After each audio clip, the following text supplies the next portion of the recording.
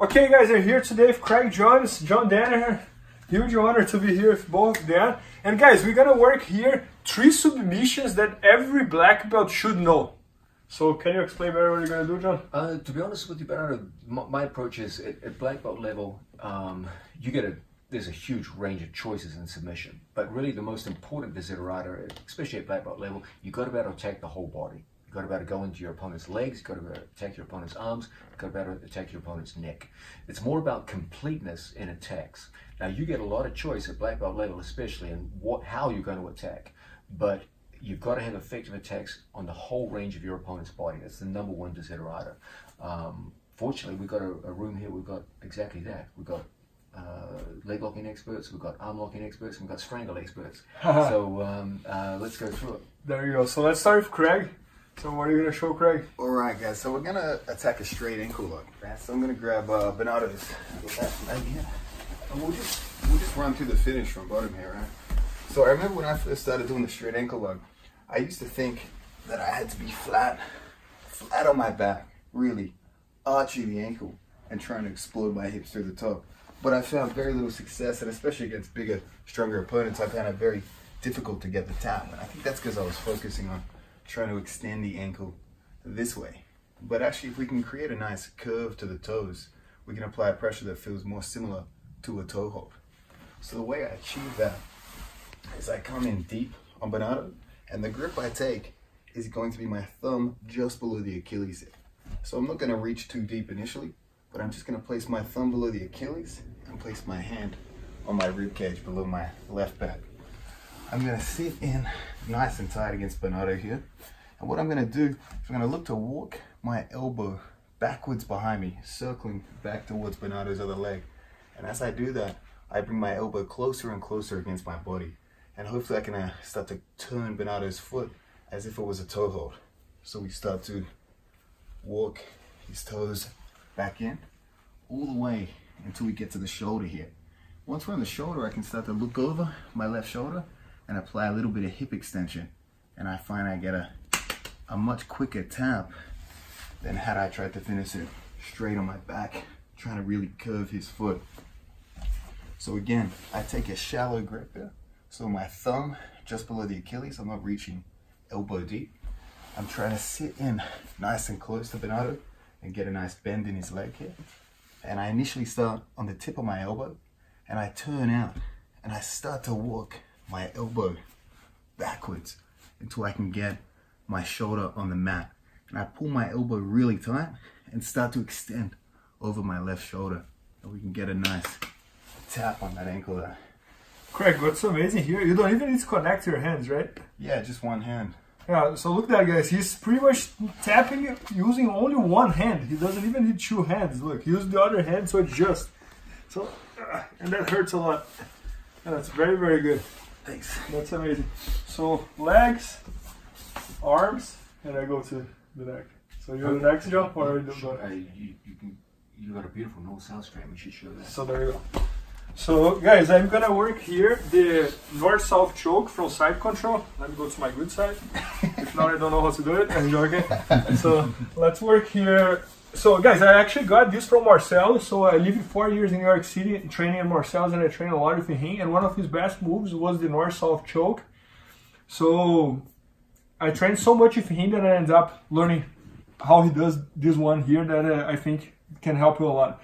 So guys, what I'm gonna do here is I'm in the side control and I'm gonna work the knee on belly, right? So I'm gonna place the knee on belly. Guys, most of the times we put the knee on belly on someone, his natural reaction is to lift the head, right? So he's not gonna stay with his head like this. Most of the time we put the knee on belly, that's what he does.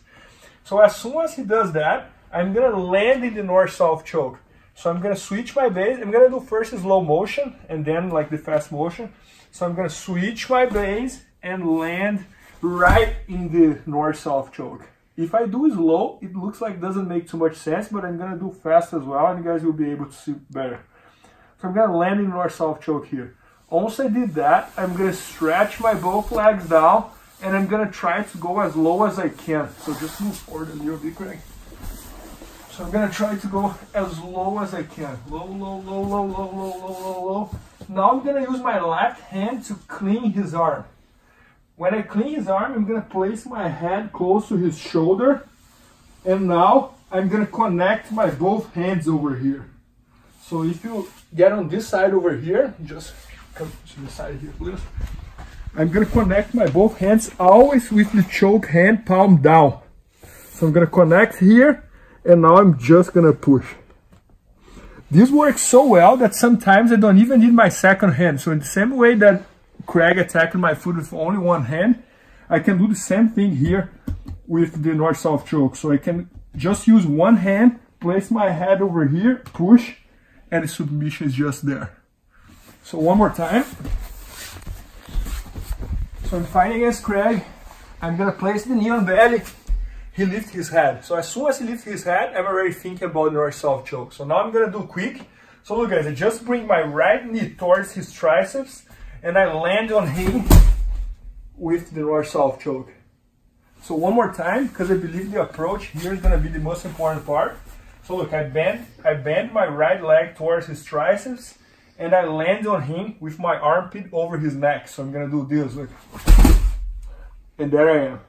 Once I got here, I'm gonna start worrying about his arm. So I'm gonna push his arm towards his ribs. I'm gonna stretch myself down and I'm gonna go as low as I can. So you guys can see that I can tap him with only one hand. Look, I'm just gonna place my head close to his shoulder and push. And it's really important to always have this hand down, because imagine that his neck is over here. So when my biceps is like this, he's not gonna have space on his neck. If I have my hand like this, I create a little gap here that he can breathe. So I always wanna have the choke hand palm down. And now I'm gonna push. And if I need, I can connect my both hands, always choke hand palm down and tap him. So I think it's a very good one, and especially for no gi, that can work a lot. João, your turn. Let's look at one of my favorite moves to use in sparring. I always urge my students to use this one, and this may surprise you because you've probably never seen my students finish someone with it. This brings in the idea that there's more than one way to use submission holds. People think of submission holds just as a way to finish a match. But there's a second use of submission holds as a tactical means of intimidation to get opponents moving around the mat in directions you want them to move and go into other submissions. Urigatami, the straight arm lock with pressure down on an extended arm, is a classic example of a submission hold that can work well as a straight up submission to finish a match, and our primary use of it is to intimidate people, to generate motion into other forms of submission. So let's just have a look at the basic urigatami, because you've got to have a strong threat on your opponent to make him want to move, to get away from it, and then look at some ways we can use that to set up other forms of holds.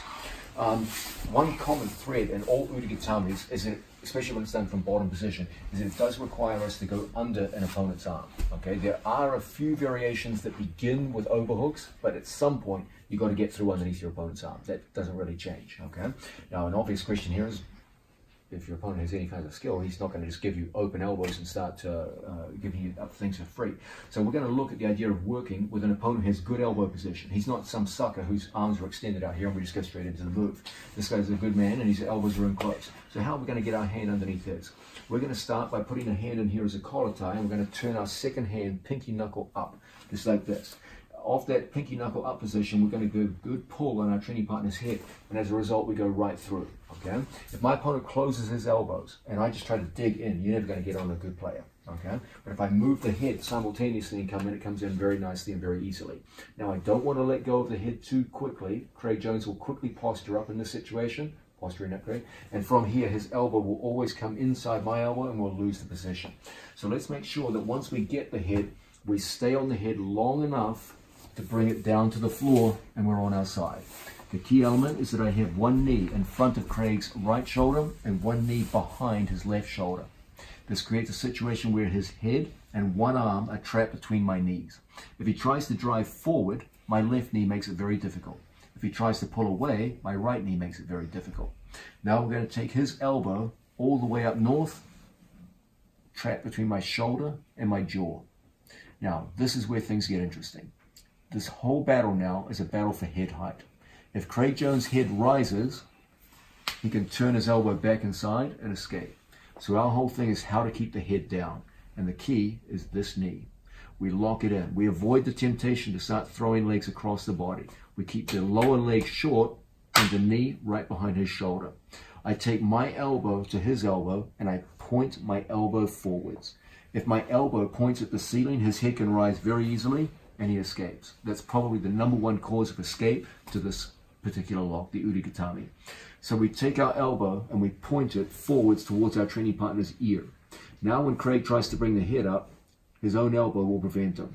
I reinforce my elbow position by holding the elbow. Try to avoid a commonly seen thing where you lock palm to palm. Now Craig's head rises easily, the elbow goes inside, it's pretty easy to escape. So let's make sure we stay elbow to elbow and lock on board. Now, breaking mechanics. If you just try to crush down on the elbow and you've got a strong, flexible opponent, it's hard to get a break here. The true breaking mechanics to an urigatami involve my head going towards his head and my hips going away from his hips. It's not just the pushing down of my arms. That's not going to work at World Championship level where people are willing to take pretty serious damage. Instead, we're going to take my head moving in towards his head and my hips moving away. And it's from there that we get genuine breaking pressure. Why? Because we're incorporating the whole body into the break. We're not just squeezing with our arms, it's the whole body moving in for a strong break. So one more time. We're here, we need inside underneath position with our arms. How are we going to get that on a good man? We're going to take collar tie, punch through and get our underhook. We're going to bring the head down to the mat and we're going to shimmy out so we get our knees pinched around his head and one arm. We're going to transfer everything up to the collarbones and we're going to focus on pointing the elbows forwards, never upwards. And as a result, we get control of his head, the single most important element here. If the head rises, we're lost. But if we can keep the head down, you can beat a lot of people with this position.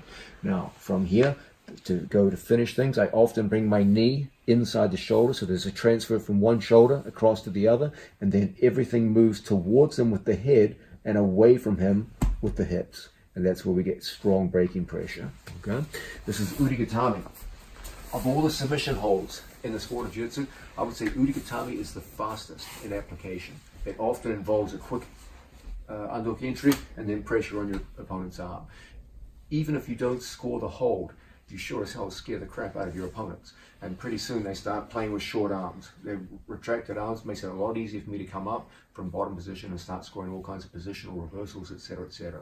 It's a great way not only to finish your opponent, but also intimidate them from bottom position and generate much easier movement for you as the bottom player. So guys, 3 techniques here. One about leg, one attacking the leg, the other one attacking the neck, and the other one attacking the arm. So that's why we call it like the 3 submissions that every black belt should know on every subject. So thanks so much, John. My pleasure. Thanks so much, Craig. And guys, make sure to check out BJJFanatics.com. All our instructions are there. So if you want to learn more from Craig or from John or from me, it's all there. So hope you guys enjoyed it. BJJFanatics.com. Use the promo code YouTubeFaria to get 10% off any instructional video. Improve your jiu-jitsu faster.